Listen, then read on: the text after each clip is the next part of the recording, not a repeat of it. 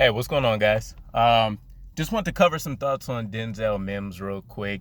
Um, it's a really curious situation he's been in this entire preseason and kind of leading into the regular season now, right? So we know injuries have hit us pretty hard.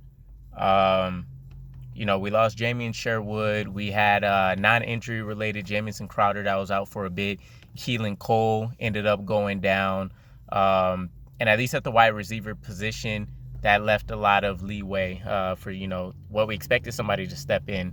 So at least from what I gathered from preseason, kind of hearing what the coaches have told us and stuff, it sounded like we were expecting to see a lot of rotations at a lot of positions, minus offensive line, where we know that consistency is super important, but we know people were still going to come in. We were expecting Mekhi Becton for the full season, maybe George Fant switching up, but at least for the first week, that left us with Elijah Moore, who didn't have any chance to even go half speed or full speed, just depend on his play style against some of the second string defenses that we saw. So there's some level of conditioning concerns, I'm sure, that are there, even though we've seen all the things about how well he was prepped, how un-rookie-like his mentality, attitude, and workmanship was. Aside from that, though, so Elijah Moore coming in, you'd have to imagine they want to keep his snap counts, relatively low while he works himself back into football shape. Get some of those first official NFL tackles in the book by other teams. Elijah Moore, Jamison Crowder wasn't in, Keelan Cole wasn't in, Denzel Mims.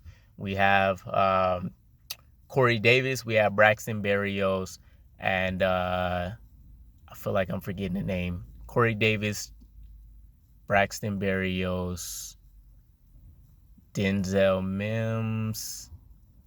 I'm missing somebody key there. But either way, the point is that there's a huge opportunity for Denzel Mims to see what we expected to be a lot of playing time. And I expected, at least one big splash play, maybe a couple clutch catches to move some chains. He only ended up playing 3 downs, which is really odd.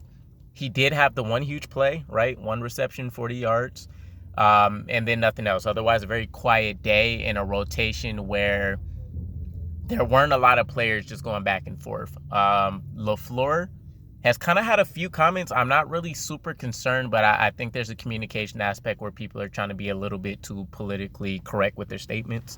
But LaFleur's made a few different comments from the team perspective as a whole, right? Becton with his comments about him going through some things in regards to why he wasn't performing super well.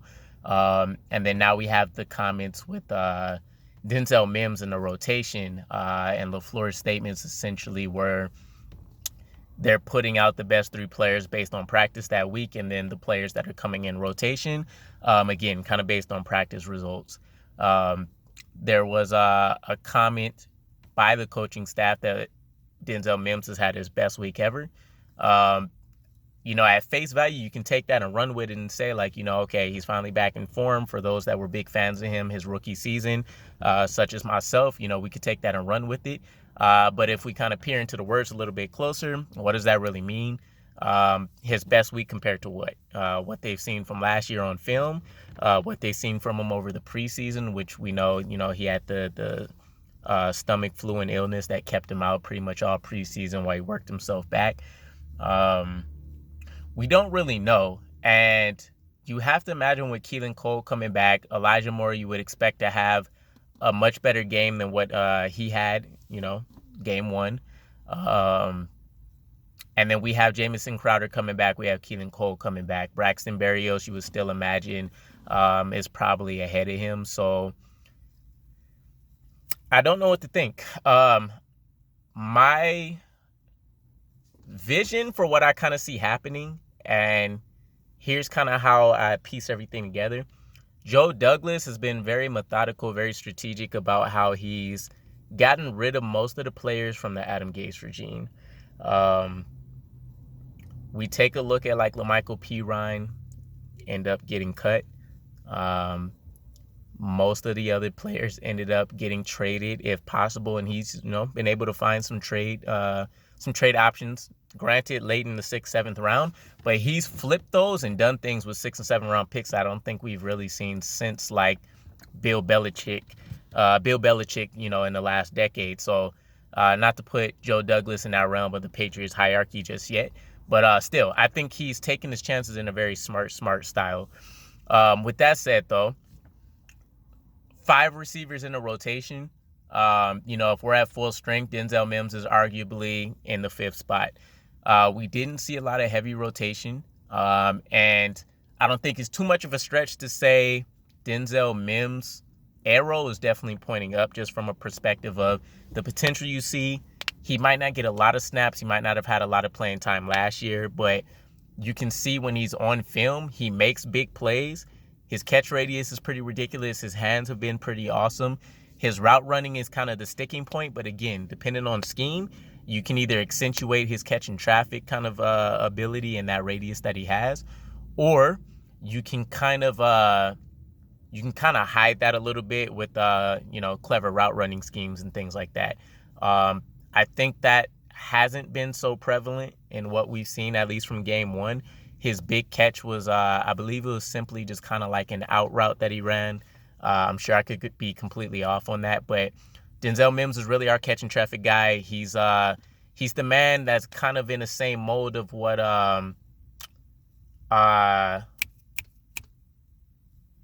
Quincy, not Quincy Wilson, Quincy Enunwa. I feel like that's accurate. But he's in the same mode of what Enunwa was, where we've seen him do some amazing things. He's carrying a few different players, and he's not just carrying from like a yard or two for a tough gain. He's kind of running through people, and he's picking up 10, 11, 12, 13 yards. I think it's pretty amazing, but for whatever reason, I don't feel like Joe Douglas wants any of the players that are left over from Adam Gase. Now, I don't know if that's a physical standpoint. I don't know if that's a scheme thing, which I've talked about before, is really hard to kind of pinpoint what talents and traits married well with this scheme for the players that we had and what's been developed. So I really don't know. My initial instinct just kind of tells me that he doesn't want anybody that's held over. I'm sure there was a lot of negativity in the locker room and things like that. I don't think Denzel Mims is one of the guys that would have fed into that. But I think he just kind of wants to watch his hands completely clean, have just a strict Joe Douglas, Robert Saleh blueprint with their guys, their culture, their players in the building, what they're looking to develop, and kind of call it a day. So I feel like since his arrow is still pointing up, he's still making plays. It's pretty much like an audition for him, a mid-season in audition. And Joe Douglas is essentially going to flip him probably by like week 6 to a team that's, wide receiver needy at the moment. Maybe they have some players that are struggling.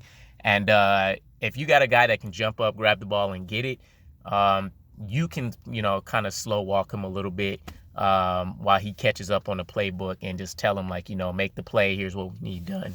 So that's kind of my thoughts. I really do hope we keep him. I think he's somebody that difference in body type, size, what he's bringing really does kind of help accentuate the speedy, slower, it seems like we got a lot more slot receivers than anything. And then, of course, Corey Davis, who I guess would be the mold breaker instead of Denzel Mims.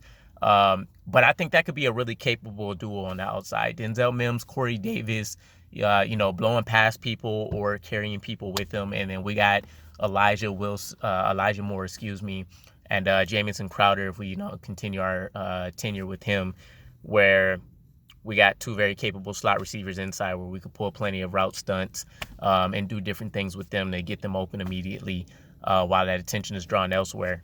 We got to get the running game on track, but still. Let me know what you guys' thoughts are. That's kind of my opinion. I really do think we're going to see him get flipped and probably get, I want to say maybe somewhere between a 3rd and a 5th rounder for him. Joe Douglas has been fleecing people left and right, but I think that's kind of the game plan. I don't know who we would pick up instead. There's plenty of interesting options that we can go with, either from the practice squad or just bringing in a player from a free agency, or maybe it's a player for player trade. I'm not sure. But I'm interested to see what what Robert Saleh ultimately ends up doing. I kind of hope he doesn't just get pawned and stashed on the roster and we give him 5 snaps a game or, a handful of snaps every few games, something like that. But again, let me know your guys' thoughts. Maybe I'm crazy. Maybe it's just them still trying to get his conditioning to where they want to see it. Who knows? But appreciate all the support, and I'll catch up with you guys again.